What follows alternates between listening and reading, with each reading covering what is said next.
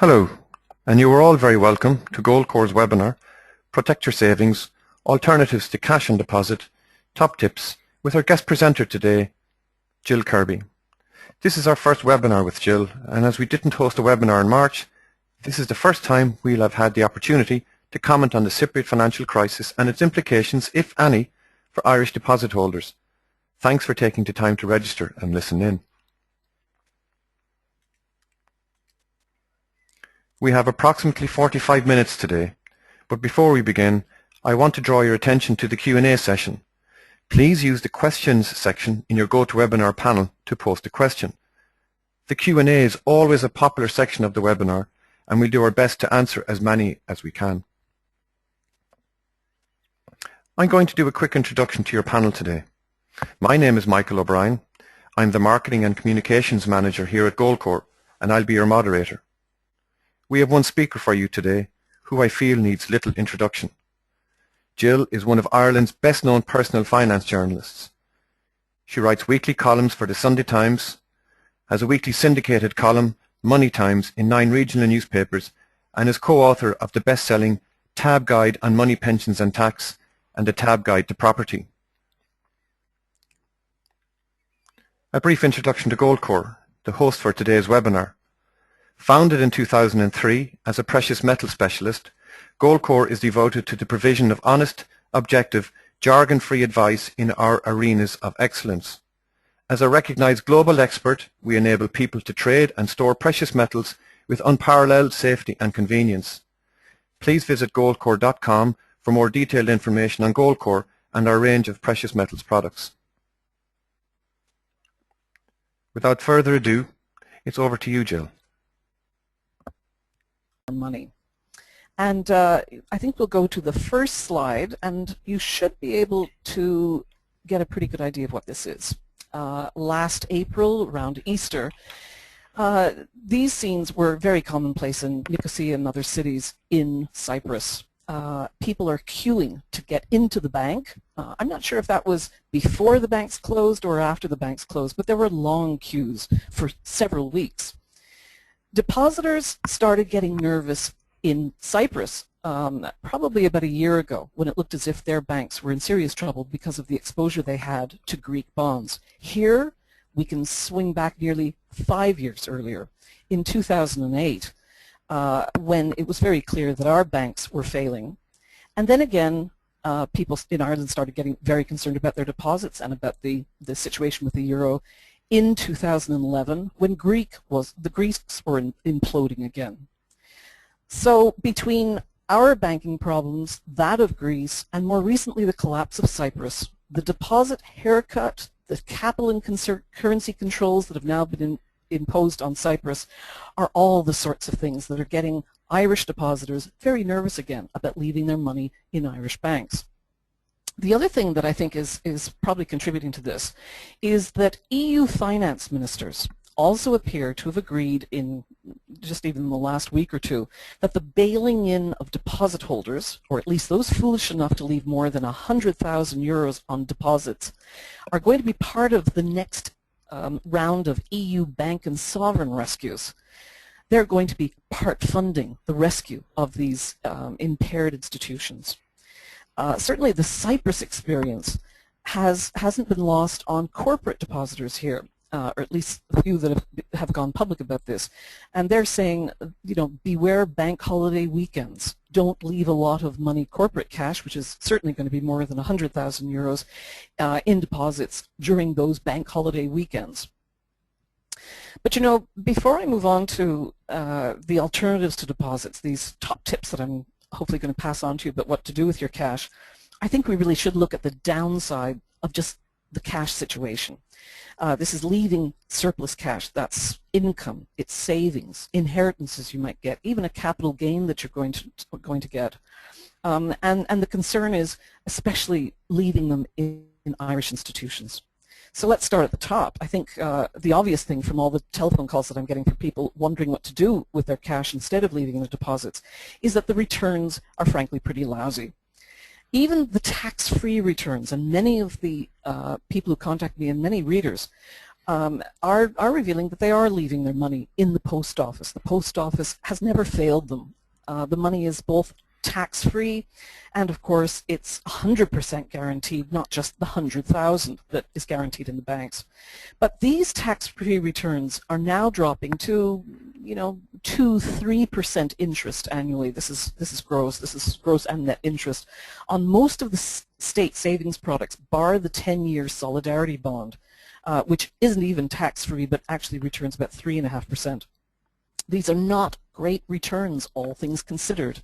And one of the things, of course, that has to be considered is that our banks, and effectively the state, are pretty broke. They should be rewarding people even higher than that because of the risks that we take in this country, leaving so much money on deposit. But unfortunately, they're also in a very difficult position in that they really can't properly afford to reward those savers, despite the fact that they need to stabilize their balance sheets.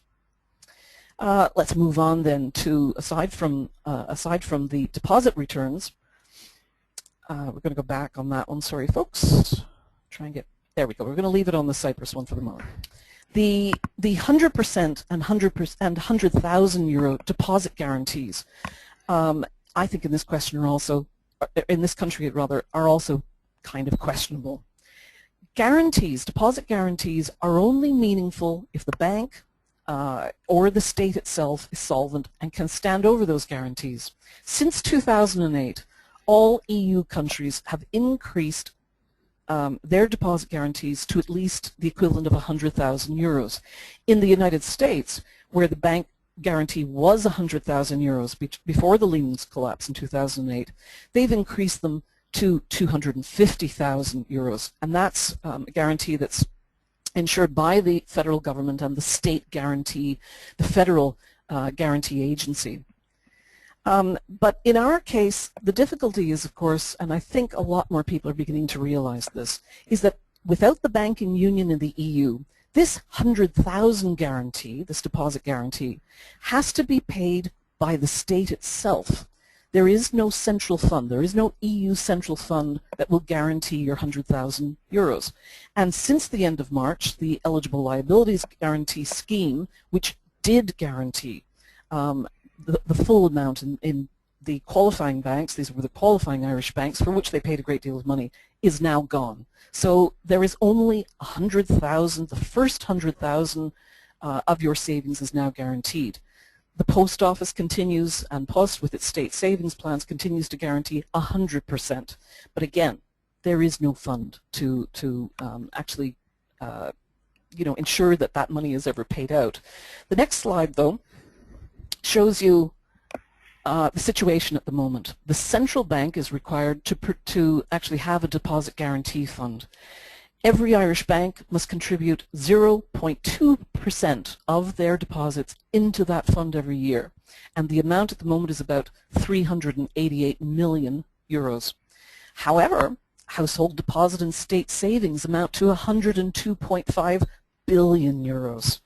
I think we can see what I mean by saying that a deposit guarantee is fine so long as you believe it, but in terms of the actual paying out of money that could be lost in a bank collapse is another matter altogether. So let's move on to the third thing that really concerns me about, and I think it concerns every good financial advisor I know, about leaving large amounts of cash on deposit. And that is the fact that all deposits everywhere are vulnerable to the ravages of inflation. Move on to the next slide. There we are. I think describing inflation as the woodworm of deposit accounts is kind of accurate. It doesn't matter what part of the world you're in. If you have price inflation happening, and the classic Austrian definition of price inflation, of course, is an increase of the money supply, which we've also seen here. But if you have a huge increase in the money supply and a rise of inflation, over a period of years, the money that you're leaving in a bank account is absolutely guaranteed to fall in spending value if that inflation exceeds the amount of interest that you get.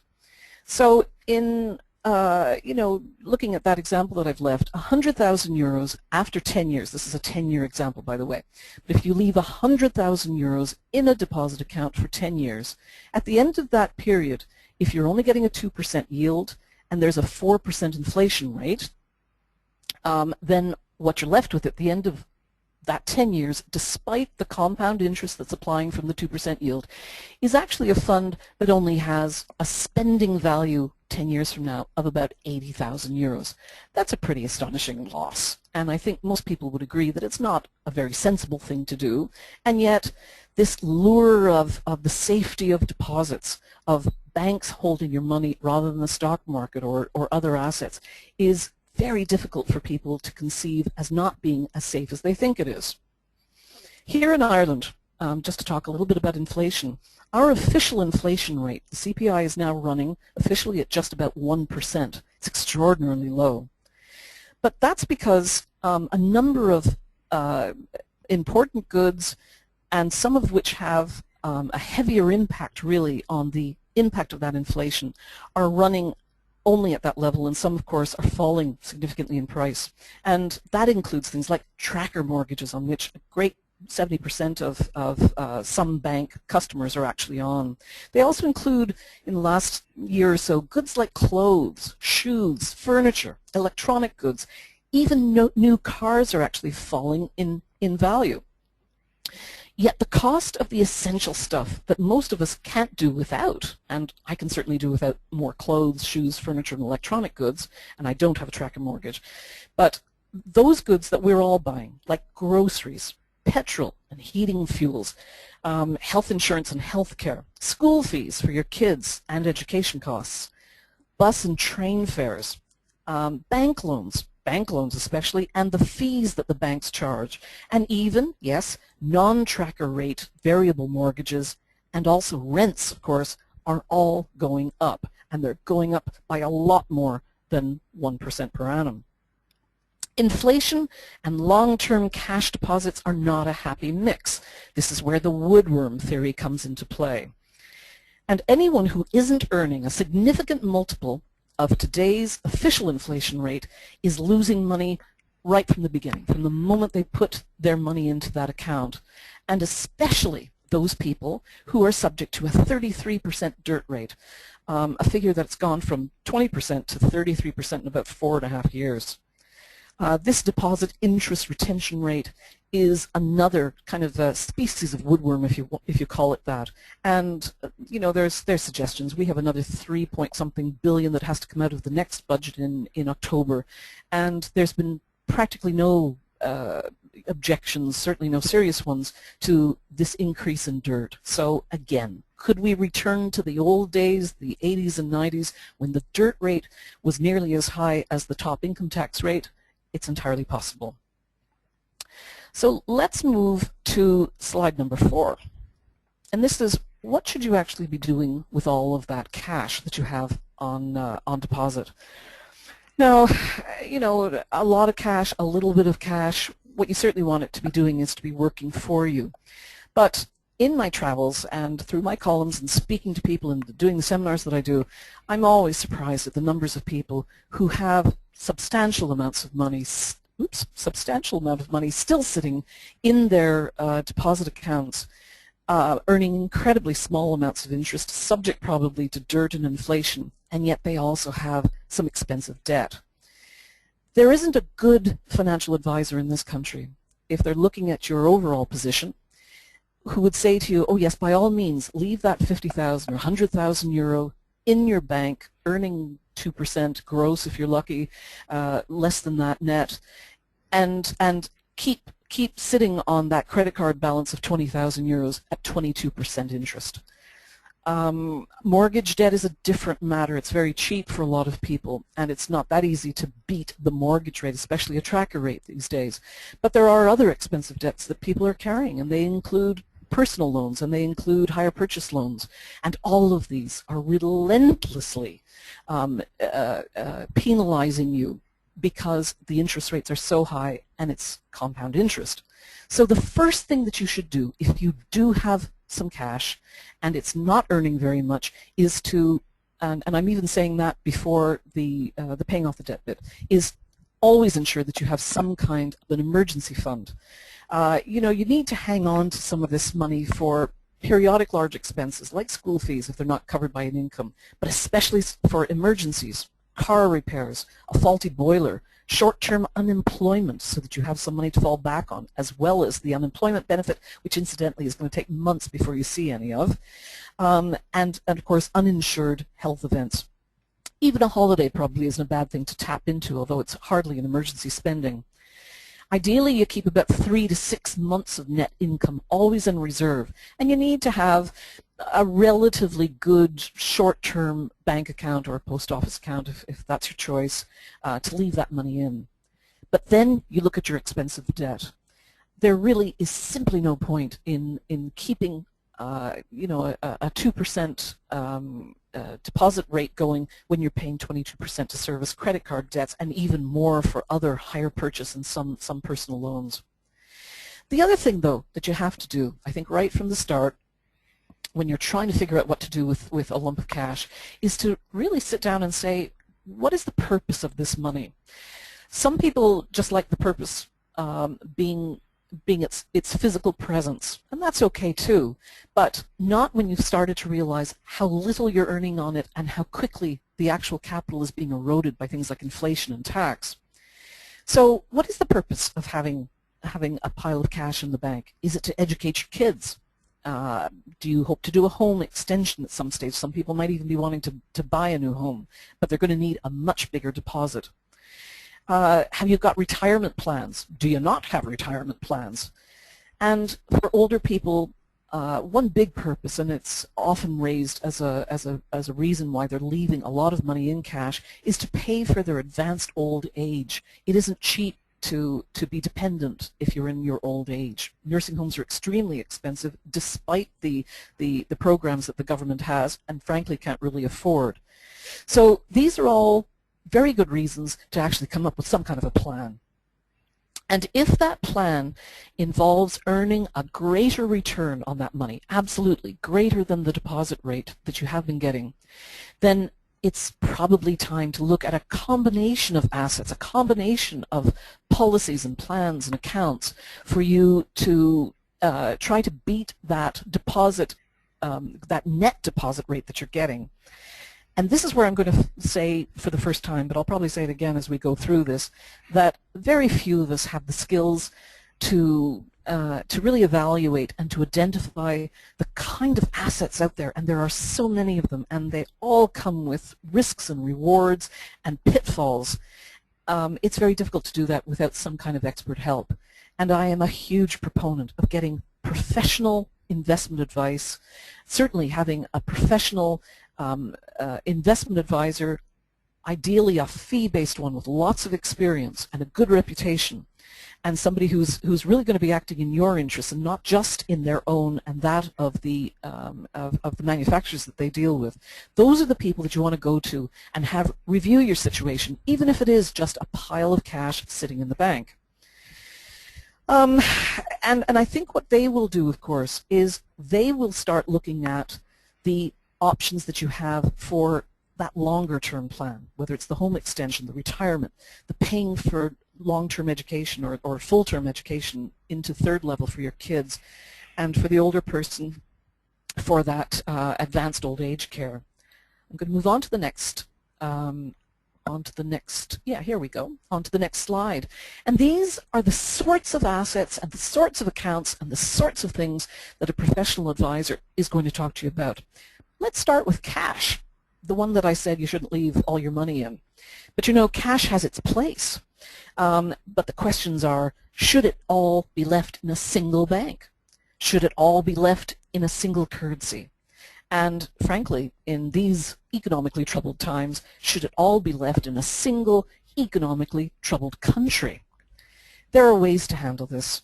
The good financial advisors, especially when people were particularly nervous over what was happening in Greece a couple of years, were having to reassure their clients by saying, listen, some things are inevitable but maybe not imminent, so let's not panic here.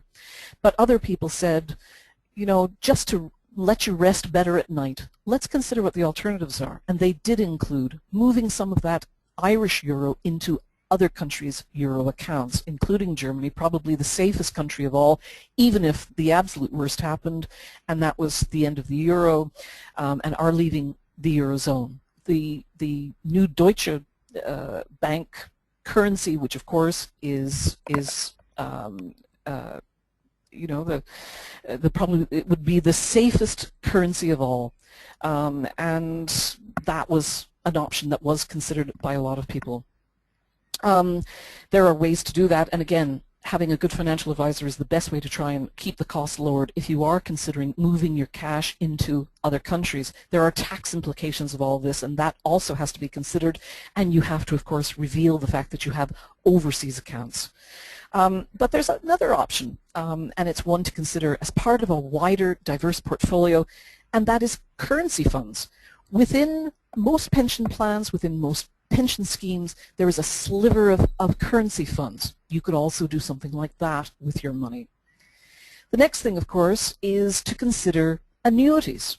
Now, annuities are really part of the cash picture here, because so many older people, especially as they get increasingly older, they are completely reliant on their pension income. They're completely reliant on fixed income, and of course, as we know, interest rates are going down, taxes are going up, and these people are very vulnerable. Few of them have considered annuities in recent years because the rates have been so poor for immediate retirees, people in their 60s. As you get older, though, the annuity rates get a lot better, and the interest returns, the income that you will get by selling, by purchasing an annuity from an insurance company can be quite significant. The older you are, the higher the rate. The poorer health you're in, the higher the rate, the higher the income you'll receive. It's certainly 3, 4, 5 times greater than any deposit rate that you can get. And in many ways, the risk can be lower too when you look at the general risks. Insurance companies, the ones that sell annuities in this country, are investment-grade institutions. They're some of the biggest, best companies in the world. They're backed by some of the biggest, strongest institutions in the world, and that's not easy saying these days. They're also very tax efficient. And so instead of just leaving money in different different deposit accounts, worried about whether or not you're going to break that 100,000 guarantee, worried about the solvency and the investment grade level of your bank, an annuity might be able to put a lot of those fears to bed for you if you're an older person. Next then, what about stocks and shares? You know, very few of us are Warren Buffett's. Our stock picking ability is not usually very good, as many of us know. It's really a mug's game if you're targeting just a few shares. No matter how well they perform, no matter how appealing the underlying company asset is, no matter how famous that company is. Low cost, well-priced indexed or ETF funds, that's exchange-traded funds on the other hand, they spread your risk. They expose you to dozens, hundreds, thousands of companies all over the world, hopefully well chosen by the fund managers who you are going to be paying, of course, to manage those choices and those stocks for you. The thing that you really have to resist, though, when you buy equities, whether it's directly from a stockbroker or whether it's in a diversified fund of some sort, is you have to resist the urge to trade and to sell at the first price down wave. This has been, this has been the downfall of a lot of small investors in this country. They don't know what they're buying. They're concerned about the volatility, they're watching the markets too much, and at the first sign of a crash or even a flutter, they decide they don't have the nerve and they get out. So they're always buying high and they're selling low. Let's move on. We see property there. Well, the Irish love property. And you know what? It is a good idea if you're buying a home. It's not so good an idea if you think that home is also going to be an investment. It rarely is.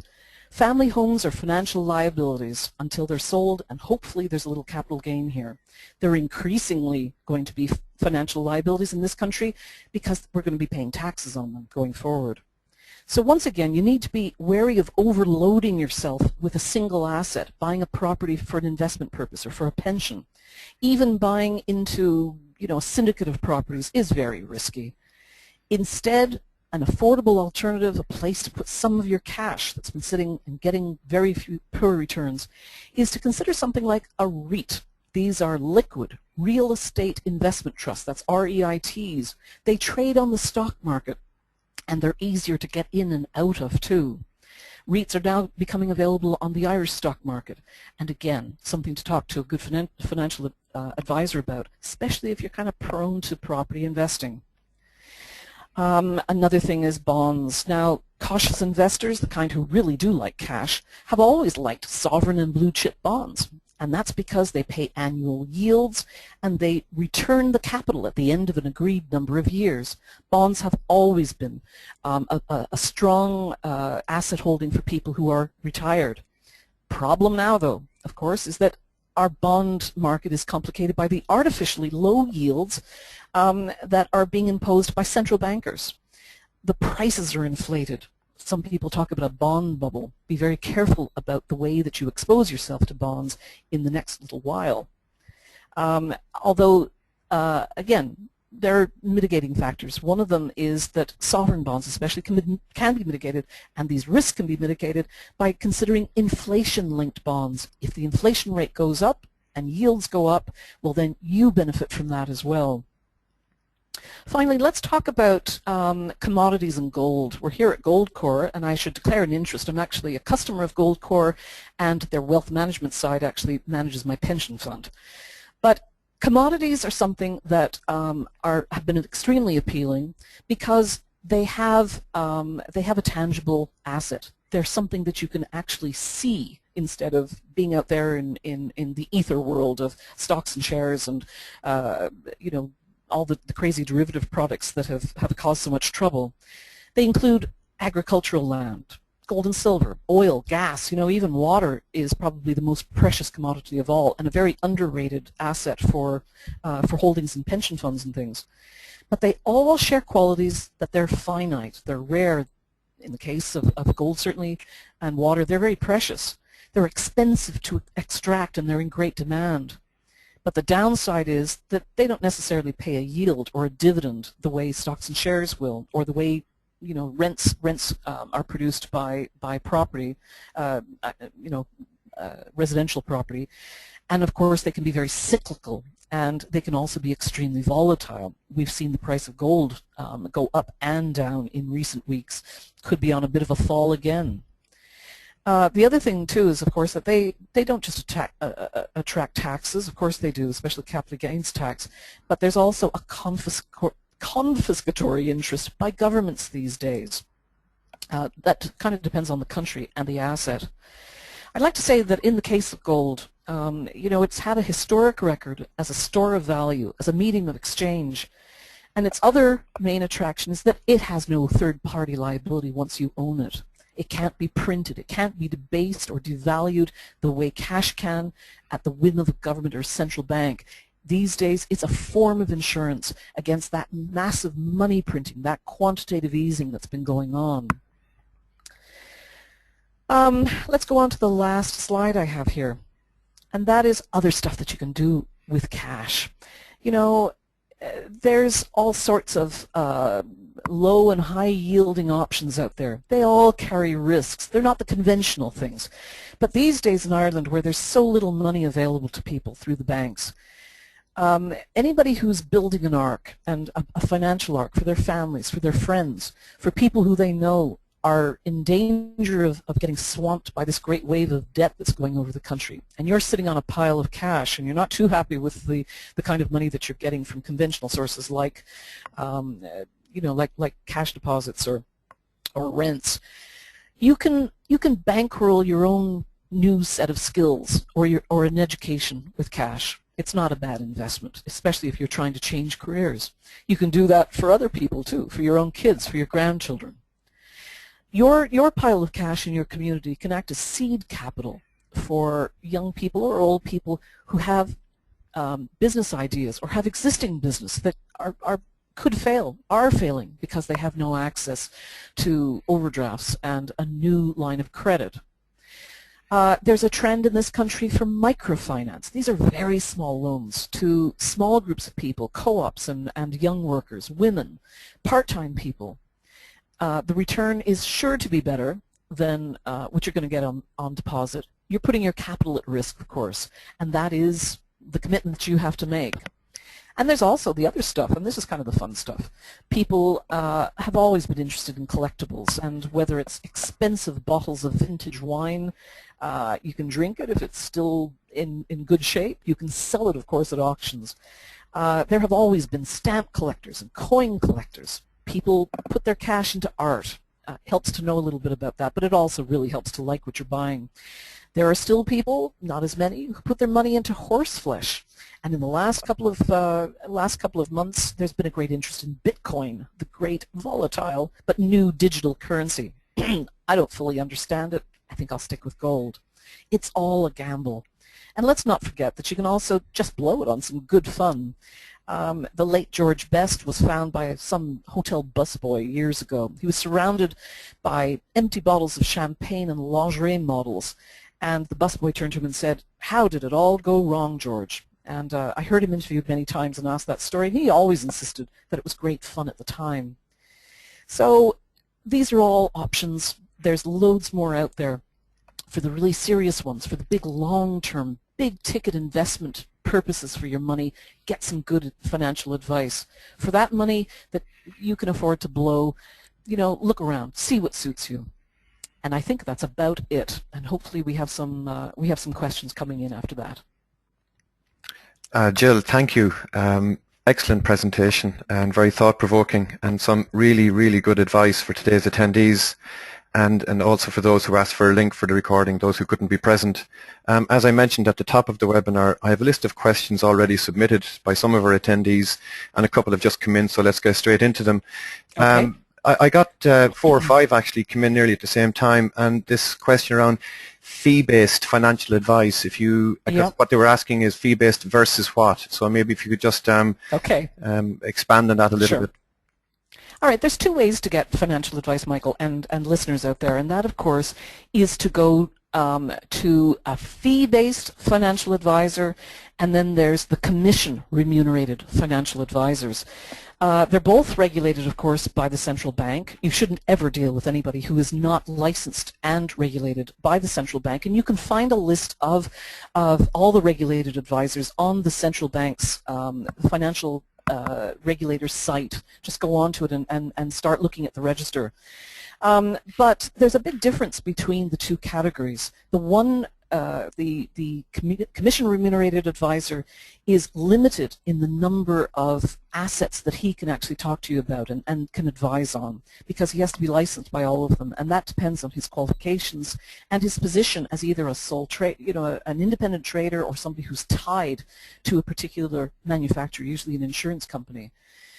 These people can give you some very basic advice that I think, frankly, you could probably get yourself, and they will try and have to sell you some sort of a product, usually an investment product of some kind, because that's how they get paid. They're required by law to reveal what the level of the remuneration is and how it will affect your short, long-term investment returns. These people are certainly well paid by the manufacturers whose products they sell, and they charge commission in a lot of different ways. Sometimes it's up front and it takes a chunk of money that you're actually giving as a lump sum, or they're on retainer kind of commission. They're getting paid every year for the years that you maintain that product.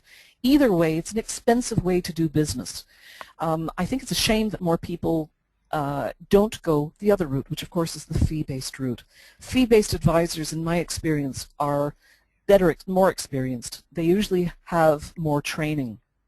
They certainly have more licenses. They have pretty much a full run at all the different types of savings and investment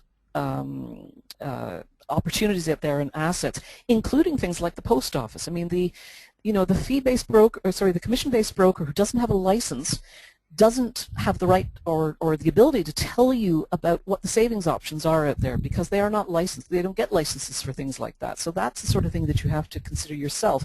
And many people, regardless about everything I've just said, do not have the ability to accept the risks involved in non-deposit investment savings, even though leaving money on deposit is very risky. So I think you are always better off going to somebody and paying a fee, because if there's an automatic commission associated with any kind of product that you do end up buying from them, any kind of investment, they will either refund that commission that they're going to receive automatically back to you, or it'll be put into the investment fund that you're actually buying, and that's not a bad idea either. The best of the financial advisors charge for their time, and it's usually not cheap. 150, 200, 250 an hour, more perhaps, but it's the kind of money that you'd be paying your accountant. It's the sort of money that you pay a solicitor, and it's ultimately the kind of money, and probably less than you pay for the 15 minutes that you visit your doctor. They're all professionals. They're working for your behalf, not for, you know, a third party like an investment manufacturer. Thanks, Jill. I suppose more of an observation during your presentation was a point you made about the fee-based financial advisors helping individuals or families to craft a plan. It's probably a good opportunity for you to maybe to plug your tab guide, because I do think it's important for people, if they're setting out on this road, to understand the various options that you've discussed in today's webinar, that you might just talk about the guide and where people can buy it. Sure. I mean, this is the Tab Guide to Money, Pensions and Tax has been coming out for about 35 years. I've only been involved for less than 20. But it's aimed at both small businesses, you know, small business practitioners who want to know how to fill in their tax returns, who'd like to get an angle on, you know, everything from BIK and the different taxes they'll be charged for, you know, whatever, benefits that they're giving their employees. We look at all sorts of aspects of investments and health insurance and, you know, working abroad and bringing your money back. And I mean, there's a huge range. And we have a pretty big section on pensions too, all sorts of pensions, private pensions, PRSAs, what to do with your pensions afterwards. But there are a lot of good guides out there too. And, you know, being a savvy saver and investor really takes a bit of effort, and I think everybody should be reading up before they even go to an advisor. They should have a sense of what their own financial position is and understand fully the kind of assets they're involved in and or have purchased, and you can only do that by informing yourself. I mean, I'm going to give Goldcore a plug here. Anybody who thinks about buying gold really needs to research this subject very carefully. Gold is a very interesting and I think a very valuable asset, but it has its funny, subtle nuances as well. And the Goldcore site has a huge volume of material and archives of articles and the pros and the cons of investing in it. So that's the kind of thing that you need to do as you set out to, you know, improve it, whether it's improving a deposit or, return or just, you know, planning your retirement properly. Okay, Jill, I have a question here. Actually, when you alluded to that, the story of the woodworm and deposits, a question here. Not since 1997 have we seen inflation rates so low. How high do you think inflation rates can go in the coming years, particularly in light of the massive printing of money in the US, Japan, and the UK? Well, do you know, I was saying that just because something is inevitable doesn't make it imminent, and I think a lot of people like me who you know, believe the classical liberal economic theory about money, and that is that it is always, this is, you know, the famous Milton Friedman's view that inflation is always a consequence of the increase in the money supply. The Austrians believe that too. It has always been the case. There isn't a time in history when pumping up the money supply hasn't resulted in prices going up. They just inevitably do. It's too much money chasing a finite amount of goods and services that take a long time to catch up with that extra pumping of money. Well, we've seen since 2008 the greatest global historic pumping up of the money supply because of the great crash of the financial system and now the collapse of sovereigns around the world, especially in Europe. And the Fed, the ECB, the Bank of England, Bank of Canada, they've all pumped in trillions of dollars and euros into the money system. It hasn't found its way entirely, absolutely not entirely, into the retail price system, but it's certainly helped to pump up this latest massive surge in stock markets. So certainly in the American and the Japanese stock markets most recently. The European stock markets haven't done quite as well. It's also pumped up the value of gold. People are saying, this is crazy. This is paper money being printed out of thin air now, not backed by anything but the alleged good faith and the promise of the indebted governments behind it. This money, these trillions of dollars, are sitting in bank deposits. They're earning relatively small slivers of money, but they're also being lent out at even smaller amounts. So there's a huge gain for the banking system again. It's all a great illusion, I'm afraid. I can't see how the laws of physics and history are going to be banished just because, you know, the central banks and governments of the world want to keep interest rates low. They want to keep stimulating our desperately troubled economies. I just think that's too much wishful thinking for anybody. Eventually we're going to see inflation, and the ultimate, unfortunately, the ultimate impact on that is going to be, I think, an implosion of the currencies that we use. They're simply going to be worthless in our pockets as more and more of that money ends up in the mainstream, chasing too few goods and services. Okay. I have a question here, Jill. Given the recent moves away from austerity, obviously it's an Irish question, how does Jill feel that Ireland will resolve its budget deficit? I don't see a lot of move away from austerity. I think there's been a lot of talk about that, and I don't think we've seen very much of it. We have another budget coming up in October. They're going to take 3-point-something billion out of the economy again. The restructuring of our debts, some of our debts, especially the promissory note, not having to pay it for another 20 or 30 years, whenever it is, has given us a bit of breathing space. But it was a breathing space that a lot of people jumped on when it happened and said, wonderful, we can perhaps reduce the budget cuts to $2.5 billion or $2.2 billion, whatever it is. And I think even the Minister for Finance was hoping that. But it didn't take very long for the Troika and for the ECB to come along and say, I'm sorry, but you're doing very well on this austerity program. We're going to have to keep you on it. We need a star pupil to hopefully come off this great bailout that we've been in for the last couple of years. And I don't think we're not going to see austerity going forward. I think we're going to see a lot more of it. And also, let's not kid ourselves. This economy isn't doing terribly well. There's no great export growth out there for us. Europe is back. The entire continent probably back in recession. The Germans are growing at 0.1%. That's not growth. I mean, and I don't put a lot of stock in those kind of tiny fractional statistics. The opportunity for getting it wrong is a little bit too great as well. So we have too much debt, and that is our problem. Europe has too much debt. The Americans have too much debt. We have to sort out the debt problem. And 5 or 6 years ago I was saying the only way you do that is you pay it off or you write it off. And nearly 6 years into our Great Recession, the banks are still trying to avoid having to write off debt. And I think that's not a very good, it's not a very good scenario going forward.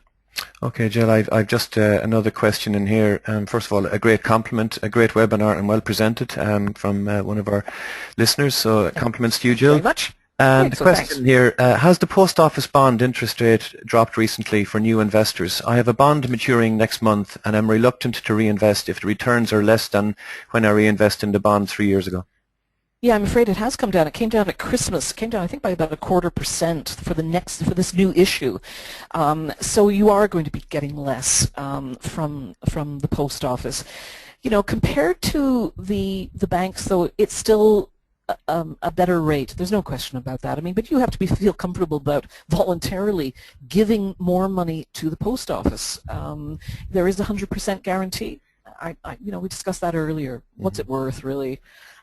So the post office is still a better rate than the banks are offering, but one of the other reasons I was told why they've dropped the rate is because people are relatively comfortable with leaving their money in the post office now. That wasn't necessarily the case a few years ago, but I think the fact that we have stuck with this austerity program, the Troika's program, we keep getting patted on the back. They're very keen that we keep a strong state savings pool of money there because it means that we pay them less too. So, you know, you really, this is a very individual decision about where you keep your money. I'm all in favor, personally, of keeping my money in solvent investment-grade institutions. I don't like doing any business with companies or banks or institutions that have gone bust but haven't really gone bust, if you know what I mean. Indeed. I'm just, again, conscious of our time. Just an observation, I think, from the questions coming in, Jill, is that if we could reconvene another webinar possibly next month in early June, the listeners, about crafting a plan in terms of how to go about looking at this combination of assets, how to go about preparing yourself so that when you go to talk to a fee-based financial advisor, you're getting best bang for your buck, so to speak. Do you know, I think that's a good idea, because one of the things that all fee-based advisors tell me, and I only talk to those guys, including my own here at Goldcorp, is that too many people who desperately need to have a proper wealth review done, and everybody should have that done at least once in their lives, probably in their 40s when they still have enough time to do the proper thing with their retirement planning. But very few people really understand what they already have. They've bought so much stuff piecemeal, you know, from the life assurance guys who knocked on the door at one time and they don't do that anymore, to their brother-in-law who sells this stuff, to their banks who, for some ridiculous reason, they always thought was their friend, and certainly have learned since 2008 that they are not. But the banks, you know, flogged investment policies and all sorts of stuff, you know, property out of their ears and our ears.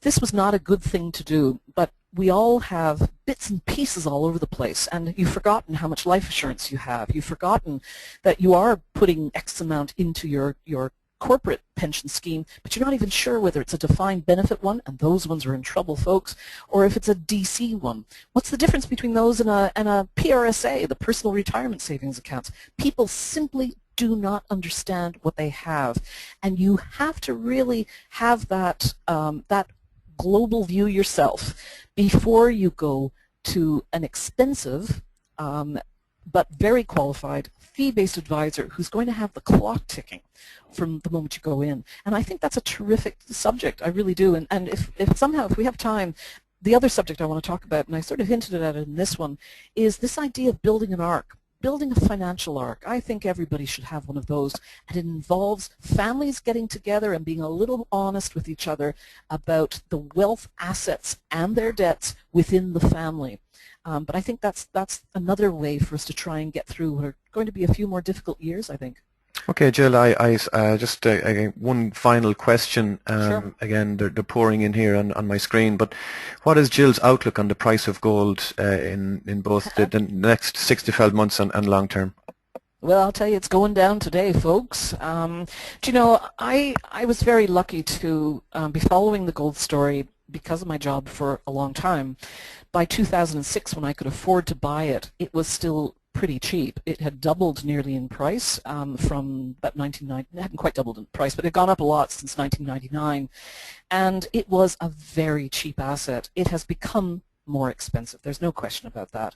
And you always want to resist, you know, buying really expensive assets. But compared to what the risk is out there of not having a small amount of gold in a portfolio, I think it's still worth having. And that's looking at the bigger, longer picture. I think we're quite unique in this country, not having any gold experience. Families, people I know in Europe and in my own homeland of Canada, you know, having a small stock of gold is not an unusual thing there. For older Europeans, it's because they can remember wars and invasions and all the historic reasons for having gold. The other reason, though, is simply that it is a very valuable asset, and it's precious, and it can't be taken away. It can't be, you know, debased the way paper money can be. So I have no idea where the price of gold is going to go. I don't know where the price of stocks is going to go. But what I do know is that you're never going to lose it. It's always going to be there. Unlike our fiat currencies, unlike some speculative shares, you know, and unlike other finite resources, and I suppose oil and gas is going to survive our lifetimes for sure, but it's not going to be cheap, of course. So You know, you really have to balance all of that against the risks that you're taking with other assets. So will it go up? I hope it does, because I own some. And it's through the Perth Mint certificate program, I might add. I think that's a very safe way in these dangerous times to be the owner of precious metals. You don't have them at home, you've got them sitting in the Perth Mint in Australia. But a good way, because it is a volatile price and a volatile asset these days, is to buy it on a regular, buy it in regular amounts. Buy it on a monthly or every other month way, and that is called cost price averaging, and it's a good way to smooth out the ups and downs. But you also have to be counterintuitive. You have to resist this urge not to buy something like gold or even shares that are good shares because the price is dropping temporarily, maybe. You want to buy good stuff when it's cheaper, not when it's more expensive, especially if you're a first-time buyer of something like precious metals. Okay, Jill. Thank you very much. That's all we have time for. I want to thank Jill for giving up her time and coming into us here in Goldcore. I know I found that very informative, and I'm sure many of our listeners out there as well. This session was recorded, and for those of you who want to replay it and go through some of the key tips that Jill gave us, you'll get that opportunity tomorrow. Our next webinar will be in June. You can follow us on Twitter at Goldcore. We have a detailed site on Facebook and on LinkedIn, and you can cover our details there and indeed keep up to date with any future webinars that we're going to have. Again, I just want to thank Jill. I want to thank you for signing in and listening to us for the past 45 minutes, and we look forward to seeing you again.